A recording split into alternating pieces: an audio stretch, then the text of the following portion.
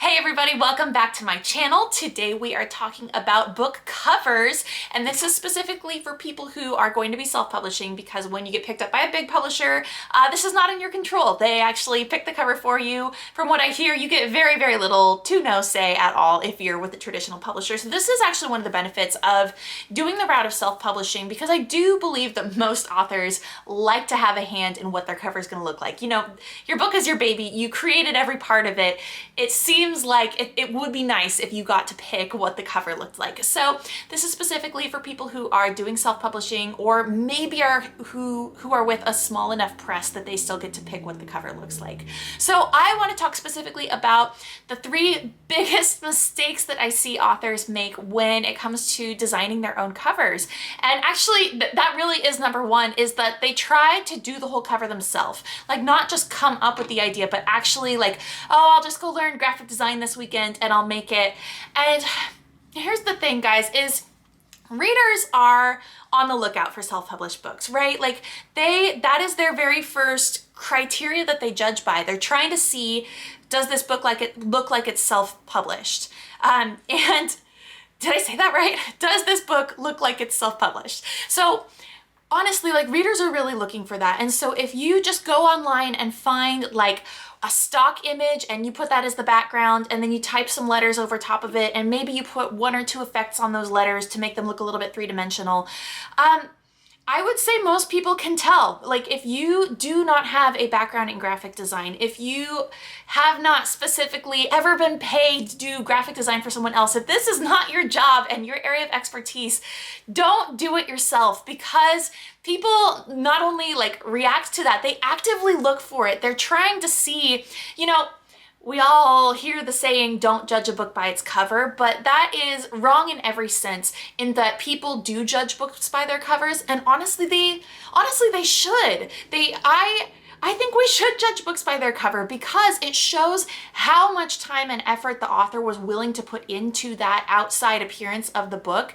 And if the answer is one weekend of their own free time, it doesn't say really good things about what's in the book. And so I just want to urge you guys, plead with you guys, if you are looking at creating covers for your books, and you do not have, if this is not your background, don't do it yourself. That is the number one biggest mistake a self-published author can make.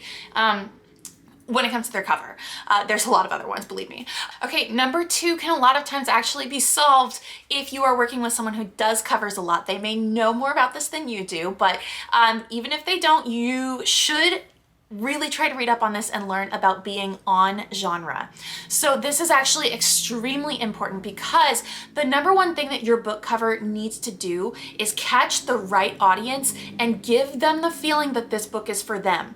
And so if they cannot immediately tell what genre your book is, you've already lost half the battle. And I say that in the nicest way possible. I just want you guys to know, like, if you are writing I have a friend actually who did this, who had like crime thrillers, and his cover was of like a cityscape because, you know, the crimes took place in the city. Well, people got it confused and thought it was like a travel guide. Like they didn't realize it was fiction, that it was a thriller, that it was like about a murder. Nobody knew any of that. They just saw the cityscape, and so they kind of drew all sorts of conclusions. I'm sure some people, that's the first thing they thought was, oh, maybe this is a thriller, but it was not clear enough, and his sales seriously, like he rebranded, he completely redid all of his covers, and it really helped him a lot. So just think about that. You know, it may seem really clever to go online and like for $10 buy an amazing picture of the pyramids because your characters have a trip to Egypt in their book. But if your book is about magic or anything that may not be traveling to Egypt, you are going to have so much confusion. People are not going to know what that picture represents. If it's just a picture of the pyramids, they don't know what's inside the book, and a lot of times they're not going to take the time to figure it out. So if your book does not scream young adult fantasy, or if it does not scream romance, like if you're writing a romance book and you just have a picture of the scenery around where the romance takes place, if it's just a picture of the woods, that's not gonna work. Although if it's like a picture of a cute cabin nestled into the woods with a sunset and you do the fonts just right, you can you can get away with making those look like romances, but that's because that is a really common theme in the romance genre. So what is really, really important, you guys, is going through, just pull up Amazon, search for the genre that your book is, and look at the other covers and make sure that yours screams that genre. And I'm not saying that we want to like copy anybody else. Like I really like to stand out also, but if you take a look at my books, you can see, I mean, this kid's holding fire. Like you can see from just the general feel of it, there's like these sparkles floating by on literally every single book. You can tell that they are about magic. You can tell by the age of the characters that they are young adult, possibly even middle grade, which they're kind of both actually. You can tell. And so it's so important. I cannot stress that enough. Take a look at your covers if you've already made one, and if you haven't, then before you do make one, take a really good hard look at what you're planning on, and then take a look at the other books in your genre and make sure that it is going to come across to people who are just scrolling through Amazon and happen to see your book. Make sure that if they're looking for that genre, so if you're writing romance, when they see your book, they need to go, oh, that's romance. I want to click on that. If you miss that mark, you are going to be missing a ton of sales in the long run. That is mistake number 2. Number 3 is hiring the wrong people. So I have had a lot of bad experiences. So I am coming from a place of I have lived this so that you guys don't have to. Work exclusively only with people who have a very good reputation with other authors. Unless, you know, it's a friend of yours who you know is super good and trustworthy and reliable. There are so many problems that can come up. That if you don't know who the artist is, they might not make the deadlines, like they might not give you what you want at all. Actually, those are not your worst case scenarios. The worst case scenario is that they're using pirated material. And if you don't know who these people are, you do not know what they're giving you. So I know that this has happened to lots of people actually, that they go, there's this nice website called Fiverr, and I get sucked into the Fiverr trap every time, because what it is it's like a freelance site. And on the outside, it just seems like such a good, cool thing because you're hiring freelancers. So you're paying somebody else for their services.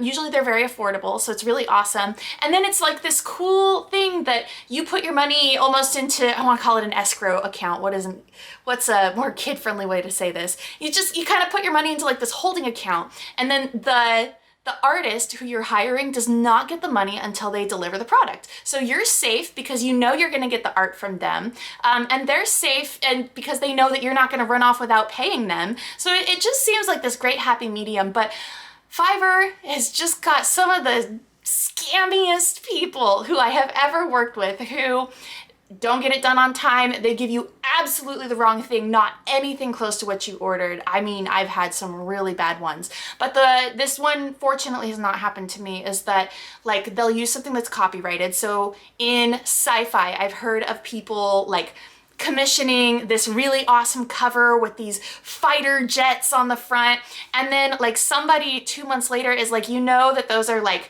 F-302s from Stargate SG-1, right? Because the person who actually made the cover was not trustworthy and they just pirated it. They just copied and pasted those off of Stargate and put them onto someone else's cover and charged them for it, and you don't know who they are, so you can't hold them accountable. So you want to know who's accountable? Is you. And you know what, honestly, Stargate SG-1 is probably not going to come sue you, but if you have a Star Wars fighter on the front of your cover, which I know has actually happened also, they're owned by Disney, and Disney does not mess around with this stuff. So I recommend that you don't either. Hire somebody who is reliable, who other authors can recommend to you, or somebody who you know personally, who has the know-how to do a very good job, but also is not going to scam you or cause you a big problem in the long run. Those are the 3 biggest things that I can recommend when it comes to creating your covers. Remember, just quick recap. The first one, please don't do it yourself. Unless you are super, super good at this stuff, do not do it yourself. Do not just get one stock image off the internet and put a couple letters on it and call it a cover, because people can see it and it's not a good look and it's really going to affect you in the long run. The second one, I've already forgotten the second one. What was the second one? Oh, not being on genre. Very important. Your book needs to scream at the readers that you want. All right? It needs to grab them because it is the first thing they see. It is the first thing that's going to get their attention. They need to know that it is a book for them. And then the third thing is be very careful who you hire. One more thing to know about that is if you commission somebody to like paint something for you, then you know you're safe from any sort of copyright violations because you literally can see them paint it. You can see them start from the sketch and paint out the entire cover, which is what I do with all of mine. So I know like 10,000% I have no issues with copy infringement on any of mine. So those are my big pieces of advice. Take those to heart, please, if you are self-publishing. If you have been fortunate enough to be picked up by a traditional publisher, then you are not going to be able to pick your covers. So that is really one of the only big drawbacks, I think, to being picked up by the traditional publishers. But there are a lot of pros and cons to whatever way you want to publish. So I hope everybody takes all of that to heart. These are my fun 3 tips on what not to do, on the mistakes that you do not want to make when you're designing your cover for your book. And I hope that they have been helpful. Subscribe if you guys haven't already, and I will see you in the next video.